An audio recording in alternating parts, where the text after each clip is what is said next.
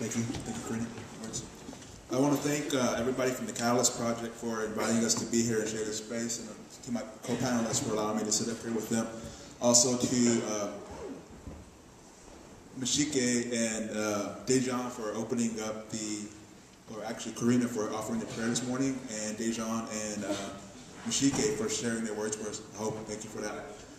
I was asked to speak. My name is Robert Chanate. My bio is in the paper. I was asked to speak today about current trends in Indian country, some of the direct actions that are taking place, and what you can do as allies to help Native peoples. There's been a lot of talk I've heard about the term colonization. Is everybody familiar with what that term is? Is there anybody who isn't familiar with what that term is? It's okay to raise your hand because I know it's not really a word that gets used all the time. But the basic definition, as I understand it, of colonization is that colonization is a term of forming and establishing a colony. Now that's really basic. That's a wide definition and it covers a lot. But think about what that means. Think about what that entails when you colonize a place, which is what happened here. That means you go to somebody else's land and you establish a colony. And in the process of doing that, you destroy a culture, you destroy an economic system, you destroy the values, the political structure, and the people of that land. And you impose your version of that in that place. So remember when Ross was talking about the river that runs from here along the colonies, and if you follow it, you'll be taken to several different places. When we think about colonization, we can think about it along those terms as well. So what we're thinking about is a map or a path you can follow to, when you follow it, you end up in a certain place. When you look at the places of this land, that's often what you can see. And if you start back and you follow it backward, you can see that this is a process started, as Tony said, in 1492. So that's where that's the kind of context that which many of us see this in. And how many people are here in the Braden project today? Okay.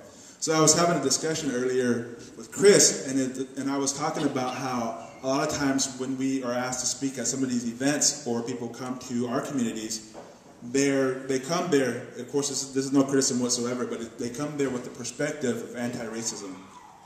So that's a commendable perspective to have. But when you look at the terms of like what I described earlier, colonization, Native peoples, their struggles haven't necessarily been one of anti-racism. So Native peoples, before there was a colonization, we saw ourselves as a nation of people, and we still do. So a nation, you can't confuse a nation with a nation state. Does everybody know what a nation state is? So a nation state is like Canada, the United States, Peru, Brazil, so on and so forth. A nation is a group of people who are bound by a land, a common history, a common language, and an aspiration for the future. So that would describe nations that exist already within a nation state. So if you look around the United States, there are classified over 500 indigenous nations that exist right now. Again, don't confuse that with a nation state. Now, a lot of times when people think about Native struggles, they, again, do not often think about those nations in those terms. They think about them as ethnicities, right? Ethnicities or races of people, and that necessarily does not apply sometimes because that determines your goal and what you're striving for. And again, that might not necessarily be inclusion, it may not be wage equality, it might not be better housing, those kind of terms that we're more familiar with in urban areas. They may be issues of land, they may be issues of mining, protecting your land from what they call resource extraction. They may be the protection of treaty rights and stuff like that people, again, aren't familiar with. So as Braden, fellows, or what do you call them? Participants, I encourage you to think about some of that terminology, do some studying, read about some of the political philosophies that exist in Native peoples, what we describe as scholarship, because it's out there. And so the more you familiarize yourself with that, the better you're going to be prepared to go into these communities and do that basic kind of groundwork and alliance building. So when we talk about colonization, though, in Native peoples, often I even ask myself this, is like, why would anybody get involved with that? Why would you choose to align with a people really who are, when you look at it numerically, we are a very small blip. Right? We're a very small group of people within the United States. I think we make up less than 1% of the percentage of the population. The way I think about it, though, is like I look at it historically. So we're all familiar with the idea of cowboys and Indians, right? I heard people talking about the curriculum of conflict and issues and stuff. So everybody's familiar with that conflict. of people, invaders, settlers, whatever, facing off against Indians who are the villains, who are the bad guys in this kind of narrative. It's a historical myth, actually. So what we don't often don't hear about is that historically, too, there were allies. Native people always had allies, for the most part, in all these places, especially out west. So two areas where that was really true was in the area of legal defense and political defense. So oftentimes when Native people needed to bring an issue to the Supreme Court or argue, like in the state system government that existed out west, they'd often employ non-Native allies to come forward and make their arguments for them. That's just one example. Another one was in the area of policy, because a lot of times you had people back east who were called Indian lovers, and like people thought they were interfering with the process of manifest destiny. What they would do is they'd go and put political pressure points on people to stop waging massacres or invading other people's lands, and they were seen as a nuisance, but they existed. And that was very important in some places in kind of halting that expansion in some areas. Another thing was that people had media allies even back then, and so editorials or written opinion pieces were put out, and Native people had allies in that sense, that people were able to shift public opinion in some cases and shape public opinion around Native issues and kind of air their kind of side of the story, because of course in 1870 Native people didn't have our own presses and stuff like that, so we needed somebody else to advocate on our behalf. So I think just looking at that tradition and going back and thinking about why did those people intervene kind of gives you a foundation too as allies to guide you, and to think about why would some people risk their livelihood even back then to align themselves with Native peoples in their struggle for land. So currently, I'm not going to go down a real litany of ongoing struggles, but I want to talk about one in particular that has to do with what people call resource extraction. And it's a struggle raged right now in northern British Columbia, but it's going to be coming down into the United States as well. And this is the extraction of oil from what's called the Alberta oil sands. Is anybody familiar with that? Okay.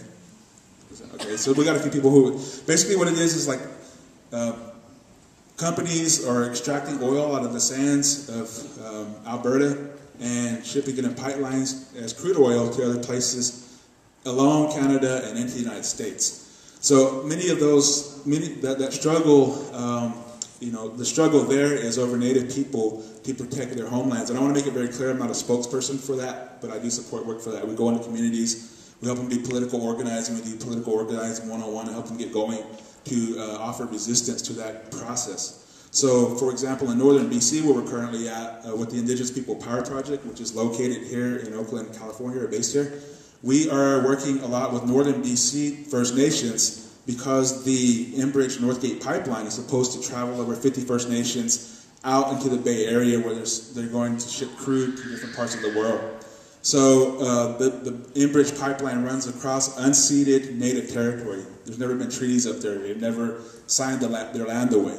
So the pipeline will be cutting across unceded territory, hunting grounds, fishing grounds, across sacred sites, across very important areas up there.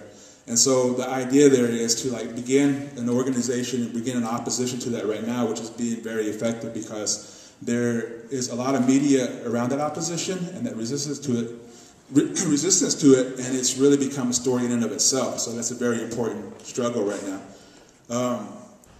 I was asked to talk about trends in Indian country. So I got to drink water. I'm talking really fast here. In addition to the direct actions, there's some trends in Indian country that I think people might want to familiarize themselves with. I mentioned some of the direct actions. Those are ongoing and somewhat sporadic at this time, depending on kind of the nature of the issue and what people are doing and how immediate that threat is. So there are some direct actions occurring kind of at a small level across the United States and some potentially happening right now. Another thing that I've seen happening with talking to different people is this kind of idea of, you might be familiar with this, like the end of civilization theory. So there are a lot of Native people who are kind of doing groundwork in their communities to begin preparing for that. And again, that theory is that with peak oil, with exponential human growth, with the disappearance of coal, there's going to be an economic collapse. And so in that scenario, Native people believe that they are going to be positioned to prepare themselves for that kind of event because we have a land base, we have a common community, we have rural areas that we live in. And so people thinking ahead think that maybe that's something to prepare themselves for if they can't go and make change any other way. Another kind of trend right now is building a culture of resistance. And that kind of goes along with what people have been talking about here, because you have to realize Native people, though we have a history of resistance, we also have been affected by the forces of assimilation and socialization. So in a lot of Native communities, you'll have one or two families who are willing to stop and make a stand, but then socially in those communities, there are also people who don't want to do that and think it's easier to go along with things as they are. And so there's an effort in Native countries to start building that culture of resistance by going back to their traditions, reviving warrior societies, reinstituting values that have always existed amongst those communities. And it's a long process of education, work, sharing, and stuff like that. So that's something else that's going on. Along with that.